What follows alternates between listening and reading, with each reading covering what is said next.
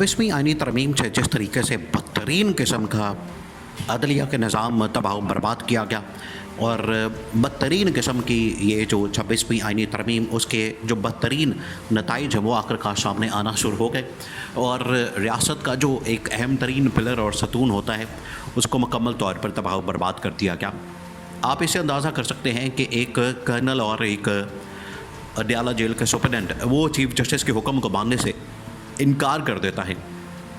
Chief justice of Pakistan justice Yahya Afridi की ये औकात रह गई है, ये उसकी पोजीशन बन गई है कि अडयाला जेल का एक सुपरडेंट जो है वो उसके हुक्म को मानने से इनकार कर देता है। तो ये सारी सूरत हाल खाना जंगी की तरफ, इंतशार और खलफशार की तरफ, और हर बंदा जो है अब अपनी मर्ज़ी का मालिक होगा। वो किसी अदलिया के हुक्म को माने या ना माने, वो किसी सुप्रीम कोर्ट के, हाई कोर्ट के या किसी भी अदालत के हुक्म को माने या ना माने, ये उसकी अपनी मर्ज़ी है। गवर्नमेंट की जानिब से तो ये पैगाम दिया जा रहा है, हालांकि गवर्नमेंट की ये जिम्मेदारी होती है, गवर्नमेंट की ये रिस्पॉन्सिबिलिटी होती है कि अदलिया के वक़ार को, एहतराम को मलूज़ खातिर रखे हुए जो भी उनकी जानिब से अहकामात दिए जाते हैं उसके ऊपर अमल दरामद करे।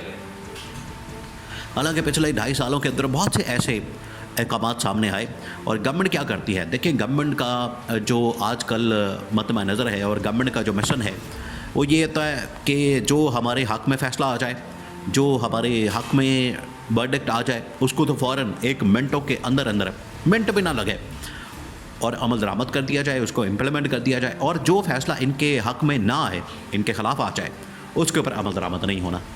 अब सुप्रीम कोर्ट पाकिस्तान के अंदर इस वक्त ना सिर्फ 9 मई के हवाले से मुकदमात उनकी समाअत हो रही है, सिविलियंस के मिलिट्री कोर्ट के अंदर ट्रायल के हवाले से उन मुकदमात की समाअत हो रही है। 9 मई के मुकदमात जिनको पंजाब गवर्नमेंट ने, पंजाब हुकूमत ने उनको चैलेंज किया हुआ है सुप्रीम कोर्ट पाकिस्तान के अंदर कि ये जो ज़मानत दी गई है तमाम के तमाम मुल्ज़मान को 9 मई के अंदर, उन मुल्ज़मान की ज़मानत को मनसूख किया जाए, कैंसिल किया जाए। और यहाँ जो है मुकदमा चल रहा है सुप्रीम कोर्ट के अंदर, और उसके ऊपर सुप्रीम कोर्ट पाकिस्तान का हुक्म भी आया कि 4 माह के अंदर अंदर इनका ट्रायल भी मुकम्मल कर लिया जाए, जो बज़ाते ख़ुद ऐसा हुक्म है जो कि गैर आइनी और गैर कानूनी है, क्योंकि 4 माह के अंदर अंदर ट्रायल मुकम्मल करने का कोई ऐसा प्रेसिडेंट मौजूद नहीं है किसी भी केस का। 4 माह के अंदर जो है वो तो एक गवाह भी पेश नहीं किया जा सकता। 4 माह के अंदर तो आप एक पूरा CCTV फुटेज का फोरेंसिक नहीं कर सकते। तो 4 माह के अंदर आप किस तरह से पूरा एक ट्रायल मुकम्मल करके तो उसके ऊपर फैसला कर सकते हैं। इसका मतलब ये कि चीफ जस्टिस इस वक्त किसी के कहने पर ये हुक्म सादर करके, ये हुक्म जारी करके आइन और कानून की धज्जियाँ उड़ा रहा है। जहाँ पर चीफ जस्टिस खुद भी धज्जियाँ उड़ा रहा है, वहाँ पर चीफ जस्टिस के फैसलों को भी धज्जियाँ उड़ाई जा रही हैं।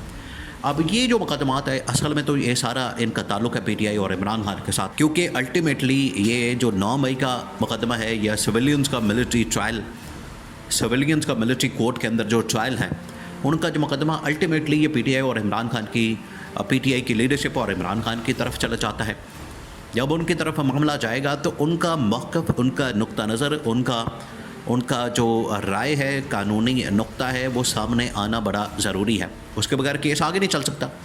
जितनी देर तक आप तमाम फ़रीक़ैन को सुन नहीं लेंगे, उनका मौक़िफ़ नहीं सामने आ जाएगा, उनके बारे में आपको यकीन नहीं हो जाएगा, उतनी देर तक आप फ़ैसला या वर्डिक्ट या कोई भी डिसीजन नहीं जारी कर सकते। तो इस सिलसिले में सुप्रीम कोर्ट पाकिस्तान ने हुक्म दिया था कि जाएँ और इमरान खान से नुक्ता नज़र मालूम करके आए और इमरान खान से मुलाकात करें। पहली बात बनी हुई है, इससे पहले भी जेल रिफॉर्म्स के मुतालिक सुप्रीम कोर्ट पाकिस्तान ने एक कमेटी बनाई थी, और वो खतीजा शाह जिन्हें 9 मई की आड़ में पाकिस्तान से उठाया गया, 9-10 महीने 1 साल गैर कानूनी तौर पर जेल में रखा गया, ट्रायल नहीं हुआ गया, आखिरकार उनकी ज़मानत होगी। ज़मानत भी जिस तरीके से हुई वो भी एक मुकम्मल डील का नतीजा कि जो मुकम्मल कर लेता है, जो डील कर लेता है, जो NRO कर लेता है, जो मुकम्मल कर लेता है, उसकी तो माफ़ी हो जाती है, वो तो केस से बरी हो जाता है। और जो माफ़ी नहीं मांगता, मुकम्मल नहीं करता, वो उसको टांग दिया जाता है, उसको जेल में रखा जाता है, उसको सलाखों के पीछे रखा जाता है, उसको जो है ज़बरदस्ती जेल में पाबंद सलासल रखा जाता है। तो खतीजा शाह पर मुश्तमिल एक कमेटी बनाई गई थी, उसको ये टास्क दिया गया, ज़िम्मेदारी दी गई कि आपने जो जेल की सूरत हाल है, जेल की सिचुएशन है, इस हवाले से ना सिर्फ जेल की सिचुएशन को मालूम करना है, बल्कि उसके ऊपर जो रिफॉर्म्स हैं या उसके ऊपर जो आपने इस्लाहात हैं, उसका पूरा एजेंडा और प्रोग्राम पेश करना है। तो उन्होंने अडियाला जेल के अंदर इमरान खान से मुलाकात का भी ख्वाहिश का इजहार किया, लेकिन नहीं करवाएगी। और ये दोबारा, और इससे पहले भी कई मरतबा ये हो चुका है कि जब भी इमरान खान को अदालत के अंदर पेश करने के लिए बुलाया जाता है, इमरान खान को अदालत पेशी के अंदर कॉल किया जाता है तो अदालत के अंदर नहीं लाते, कभी सिक्योरिटी का बहाना, कभी किसी चीज़ का बहाना, कभी किसी चीज़ का बहाना। तो इसका मतलब है कि आप पूरे पाकिस्तान को फिर जेल में बंद कर दें, क्योंकि हर मसले को यहाँ पर सिक्योरिटी का मसला, उसको जेल में बंद कर दिया जाए। क्या उसके हुकूक नहीं है? तो एक बार फिर से सुप्रीम कोर्ट पाकिस्तान की जानिब से इमरान खान से मुलाकात के लिए हुक्मनामा जारी किया गया और वकला की मुलाकात का कहा गया, जो कि सुप्रीम कोर्ट की जानिब से तैनात किए गए कि जाएं और इमरान खान से मुलाकात करें और उसका जो नुक्ता नज़र है वो मालूम करके बताएं। लेकिन हालत ये होती है कि सुप्रीम कोर्ट और चीफ जस्टिस के हुक्म को जूते की नोक पर रखा जाता है और कहा जाता है कि अडियाला जेल का सुप्रिटेंडेंट इस मुलाकात को नहीं करवाएगा। उन्होंने मुलाकात नहीं करवाई। देखिए, इमरान खान के साथ जो मुलाकातों के ऊपर पाबंदी लगाई गई वो एक सेपरेट मामला है। उसमें किसने आना है, किसने जाना है, किसने मुलाकात करनी है, कौन आएगा कौन जाएगा, वो एक सेपरेट इशू है।